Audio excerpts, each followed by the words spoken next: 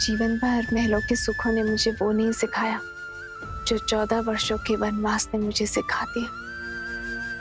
आपकी सीता हर स्थिति में, हर परिस्थिति के अनुरूप ढलने में सक्षम है।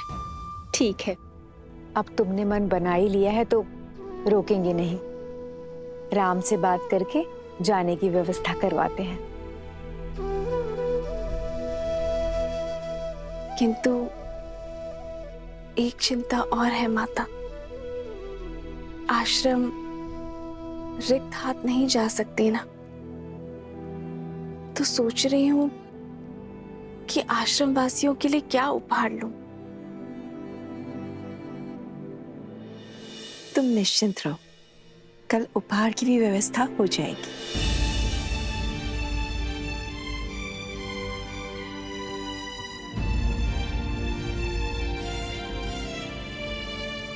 जब राज परिवार ने स्वयं ही अनुचित उदाहरण प्रस्तुत कर दिया है तो कोई क्या करे।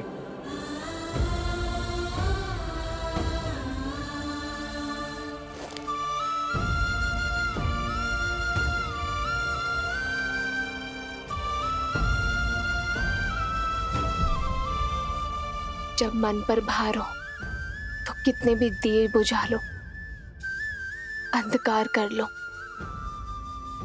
निंद्रा नहीं आती आर्य।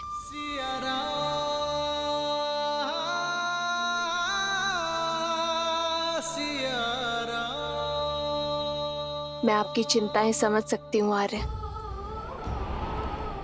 आपकी प्रजा, आपके राज्य और सीता की चिंतन आपको विश्राम नहीं दे रहे।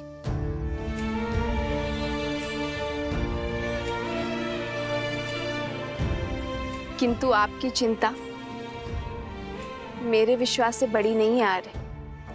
मुझे पूरा विश्वास है आप सब ठीक कर देंगे। इस राज्य को सुख, शांति, धर्म का स्थान, राम राज्य देंगे।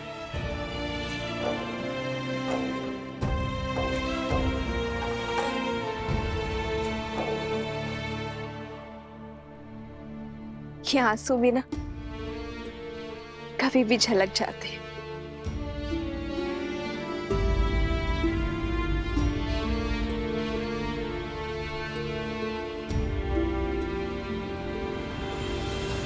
राम सिया राम सिया राम सिया राम, राम सिया राम सिया सिया राम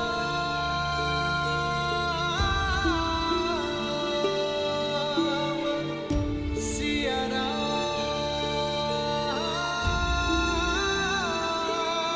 सिया राम। ये प्रेम और आशा का दीप है जो ना कभी बुझेगा और ना आप इसे कभी बुझाएंगे। निराशा शब्द में भी आशा भरी है आर्य। राम राज्य बहुत बड़ी आशा है। अंधकार को प्रज्वलित करने के लिए केवल एक दीप ही पर्याप्त है।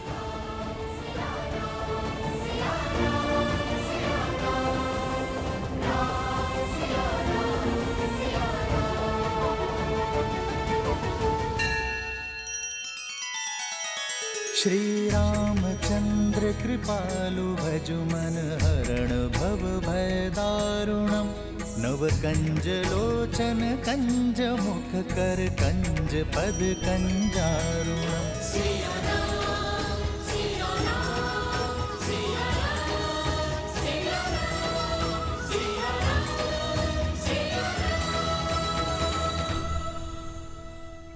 सियावर रामचंद्र की, सियावर रामचंद्र की, सियावर रामचंद्र की, सियावर रामचंद्र की, सियावर रामचंद्र की, सियावर रामचंद्र की। जानते हो यहाँ क्यों उपस्थित हो? क्षमा प्रभु, परंतु मैं भी यही समझने का प्रयास कर रहा हूँ कि मुझे यहाँ क्यों बुलाया गया है। न्याय के लिए। दरबार में याचक और जाचक दोनों को न्याय के लिए बुलाया जाता है। ना ही मैंने कोई याचना की है और ना ही मैं कुछ जाचक हूं। फिर भी यह समझने का प्रयत्न कर रहा हूं कि मैंने ऐसा कौन सा अन्याय या अपराध किया है जिसके लिए मुझे यहां बुलाया गया है। अपनी पत्नी का त्याग करना क्या अपराध नहीं है? क्षमा राजा राम, पर यह मेरा व्यक्तिगत निर्णय है और मेरे इस व्यक्तिगत निर्णय में ना कोई अपराध है और ना ही कोई राज्य का नुकसान। मेरे इस व्यक्तिगत मामले को दरबार में क्यों संबोधा जा रहा है? क्या आपके राज्य में स्वतंत्रता नहीं है व्यक्ति को अपने अपने निर्णय लेने के लिए? उद्दंडी वस्त्रक! लक्ष्मण,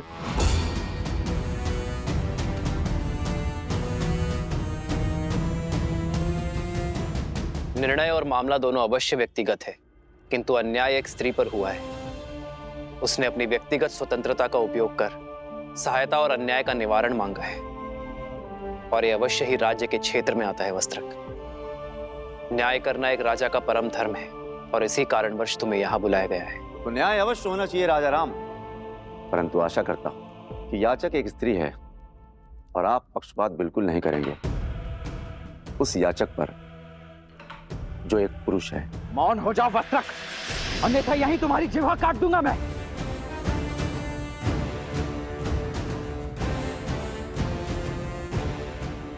राजकुमार, आपके पास सत्ता है, शक्ति है और मेरे बचाव के लिए मेरे पास शब्द ही हैं। यदि आप मेरी जीवा काट देंगे तो मेरे ऊपर हो रहे अन्याय का मैं निवारण कैसे कर पाऊंगा?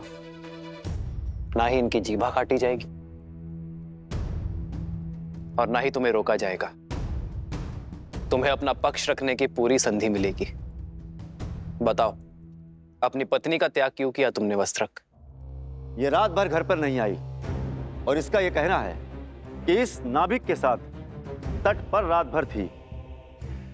इसलिए महाराज, मुझे इसकी पवित्रता पर संदेह है। संदेह संपूर्ण परिवार, मित्र और राज्य सबके लिए घातक होता है। यदि संदेह को प्रमाण का जोड़ ना मिले तो वो मात्र आरोप होते हैं वस्त्रक। महाराज, आरोप ही सही, तो मेरे इन आरोपों का इन दोनों के पास कोई प्रमाण है? विश्वास। अपनी पत्नी के साथ तुम कई वर्षों से रह रहे हो, इस नाविक को भी कई वर्षों से जानते हो। क्या इस नाविक ने कभी भी संदेह करने का अवसर दिया? क्या तुमने इस नाविक को किसी और स्त्री के साथ अभद्रता करते हुए देखा? क्या इस अविश्वास का प्रमाण है तुम्हारे पास वस्त्रक? तुम अपने घर के द्वार बंद कर दो और बाहर ना निकलो तो इसका यह अर्थ नहीं कि बाहर सूर्योदय नहीं हुआ है। वही तो राजा राम, द्वार बंद कर घर के भीतर बैठो, इससे यह भी तो नहीं कहा जा सकता कि सूर्य पर ग्रहण नहीं लगा है। और फिर महाराज, ये तो स्वयं स्वीकार कर रही है कि ये इस नाविक के साथ थी। फिर इस बात का क्या प्रमाण है कि इनके बीच कुछ घटित नहीं हुआ?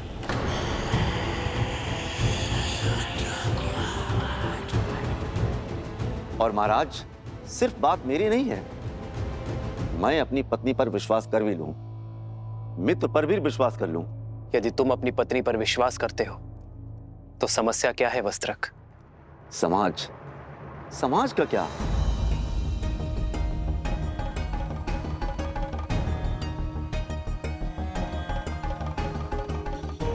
यही समाज जो अपनी बातों से मेरा घर फूकेगा, अपने कटाक्षों से मेरे संबंधों पर लांछन लगाएगा, यहां तक कि मेरी संतानों तक को ताने मारेगा, उल्हाना देगा। जहां कहीं से भी निकलेंगे फुसफुसाहट करेगा। महाराज, मनुष्य विवाह करता है सुखी रहने के लिए। जब सुखी नहीं रह जाएगा तो उस संबंधों का रखना क्यों? मैं एक वस्त्रक हूं, वस्त्रों पर लगे लांछनों को धोता, अपने ही मस्तक पर कलंक सजाकर कैसे जी सकता?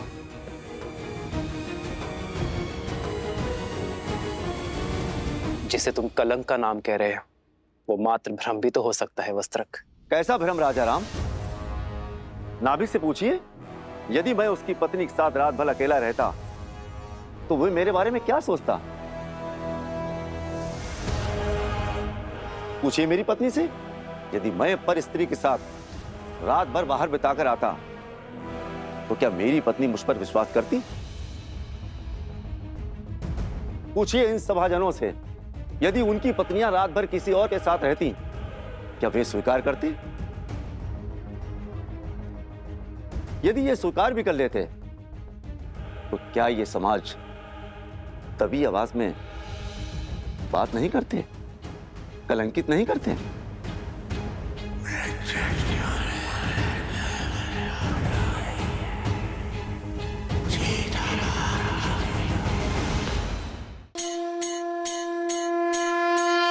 एक वर्ष की प्रतीक्षा के बाद फिर खुलने जा रहे हैं मोक्ष के द्वार। रथ यात्रा के दौरान करें जगन्नाथ जी के वीआईपी दर्शन, जहां भीड़ में नहीं, भाग्य में लिखे भक्तों को ही मिलेगा ये दुर्लभ सौभाग्य। ये केवल यात्रा नहीं, यह आत्मा का बुलावा है। तो हो जाइए तैयार, क्योंकि हरिओम ऐप आपके लिए लाया है 28 जून से 4 जुलाई तक वीआईपी दर्शन। अब सुलभता से पंडित जी के मार्गदर्शन में, बिना लंबी कतार, बस श्रद्धा के साथ। ये वो पावन पल है जहां श्रद्धा मोक्ष का स्वरूप बन जाती है। तो देर मत कीजिए, अभी डाउनलोड करें हरिओम ऐप और बनिए उस दिव्य क्षण के साक्षी जहां भगवान स्वयं भक्तों से मिलने निकलते हैं। तो अभी डाउनलोड करें हरिओम ऐप और पाएं श्री जगन्नाथ जी के वीआईपी दर्शन।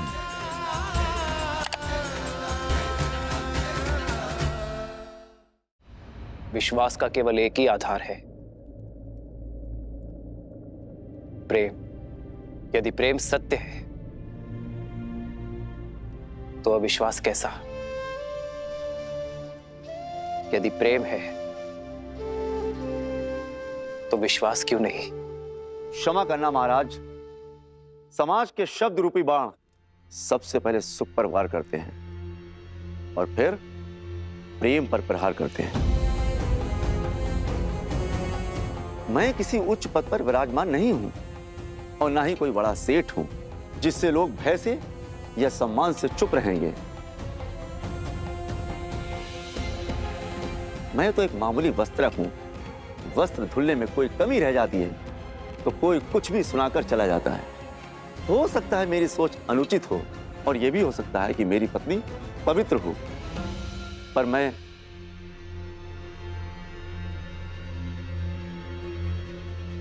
मैं निडर होकर कहो वस्त्रक,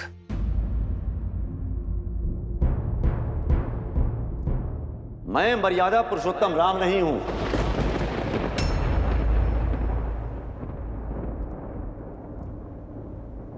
मेरा जन्म दिव्य प्रसाद से नहीं हुआ। मैं ऐसी स्त्री को नहीं अपनाऊंगा जो किसी अन्य पुरुष के साथ रहकर आई हो।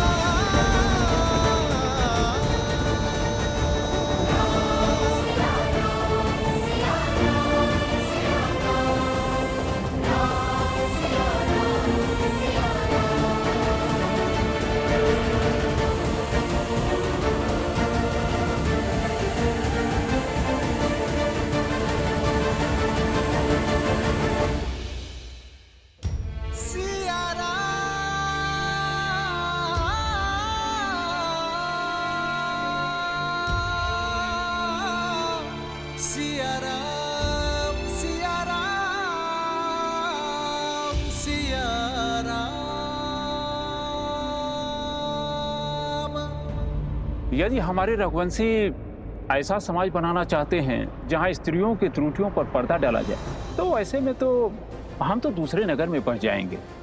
जब राज परिवार ने स्वयं ही अनुचित उदाहरण प्रस्तुत कर दिया है तो कोई क्या करे?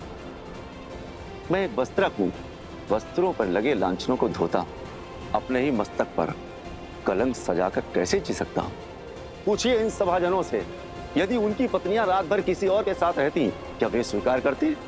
मैं मर्यादा पुरुषोत्तम राम नहीं हूं। मेरा जन्म दिव्य प्रसाद में नहीं हुआ है। मैं ऐसी स्त्री को नहीं अपनाऊंगा जो किसी अन्य पुरुष के साथ रहकर आई हो।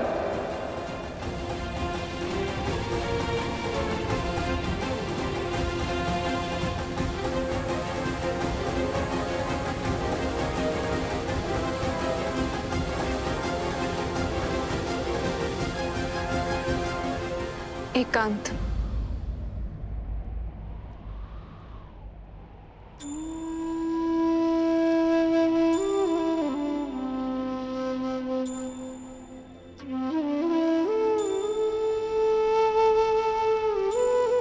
चरित्र का प्रमाण जो लंका में दिया, क्या वो अयोध्या में भी देना होगा? आर्य, अग्नि परीक्षा। सिया राम सिया राम सिया राम, राम सिया राम सिया राम।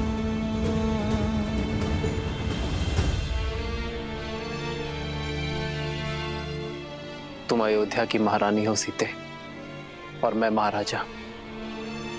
प्रजा राजा के पद चिन्हों पर चलती है। यदि तुम बार बार अपने चरित्र का प्रमाण दोगे तो इस संसार में हर पति अपनी पत्नी से बार बार अग्नि परीक्षा की अपेक्षा करेगा। पर स्वर्ण को तो हर बार कसौटी पर परखा जाता है ना आर्य।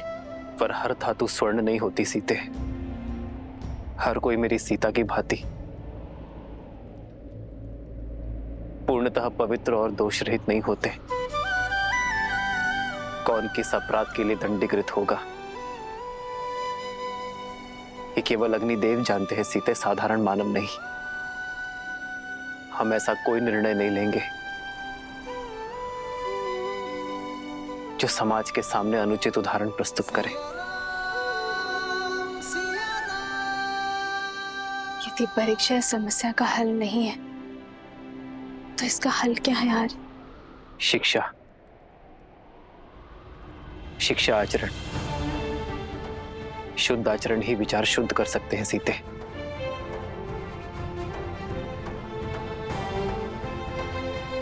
मैं नहीं जानता सीते कि अपने समाज को कैसे शिक्षित करूं, कैसे अपनी प्रजा के मन में उठ रहे प्रश्नों को रोकूं। वो प्रश्न जो उनके नेत्रों में दिखते हैं जब वो मुझे देखते हैं। तनिक सोच यार, जब तक मैंने स्वर्ण मृग नहीं देखा था तब तक मुझे उसके पाने की इच्छा नहीं थी।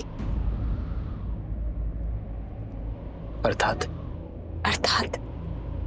जो नेत्रों को दिखता है वही मन को विचलित करता है आदि, और जो नहीं दिखता उसके विचार भी नहीं आते और उस पर प्रश्न भी नहीं उठते।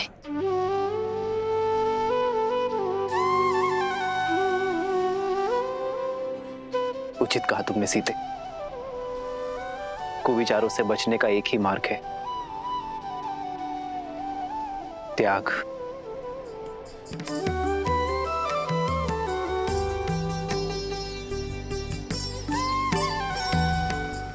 हम दोनों अपने राज्य का परित्याग कर देंगे तो ना ही कोई प्रश्न उठेंगे और ना ही कोई उत्तर की अपेक्षा करेंगे।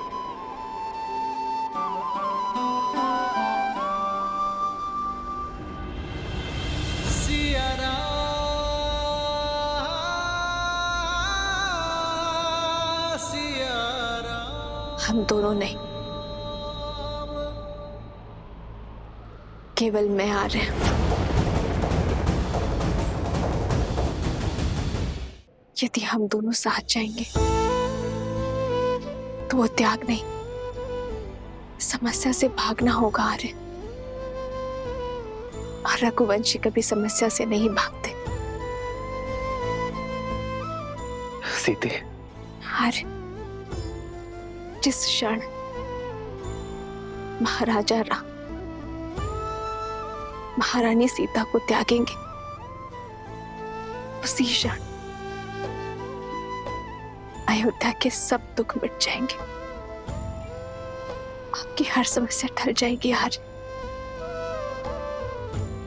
नहीं, कदापि नहीं सीते, कदापि नहीं। राम सीता का त्याग नहीं कर सकता। किंतु राम सीता का त्याग नहीं कर रहा है। महाराजा राम महारानी का त्याग करना होगा।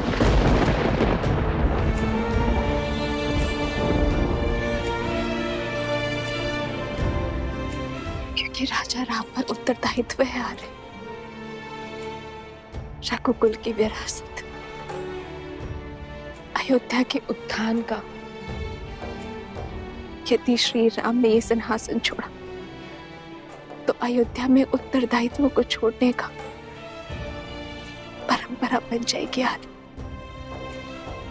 आर्य आपका वो वचन टूट जाएगा जो आपने अयोध्या को दिया, इस सिंहासन को दिया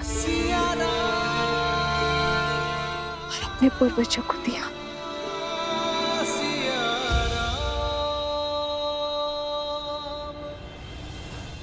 और उस वचन का क्या जो हमने एक दूसरे को दिए कि हर सुख में हर पीड़ा में एक दूसरे का साथ देंगे, साथ में हर समस्या का समाधान भी निकालेंगे। अब आप केवल राजा ही नहीं, होने वाले पिता भी हैं। आर्य, आप प्रजा रूपी संतान को शिक्षा देने का भार उठाई और मैं हमारी संतान को संस्कार सिखाऊंगी। आर्य,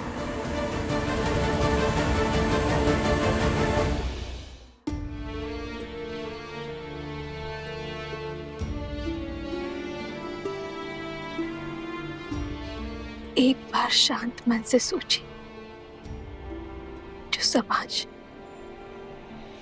जो प्रजा मुझ पर, इस पर इतने लांछन लगाने को तत्पर है, उस समाज के बीच हम उसे संस्कार कैसे दे पाएंगे? आर्य, यही पिता धर्म की पुकार भी है, यही राजा कर्म की ललकार भी है। हमें ये त्याग करना होगा। कैसे करे भवपार ये राम, राम सिया राम सिया राम। कैसे करे भवपार ये राम, राम सिया राम सिया राम।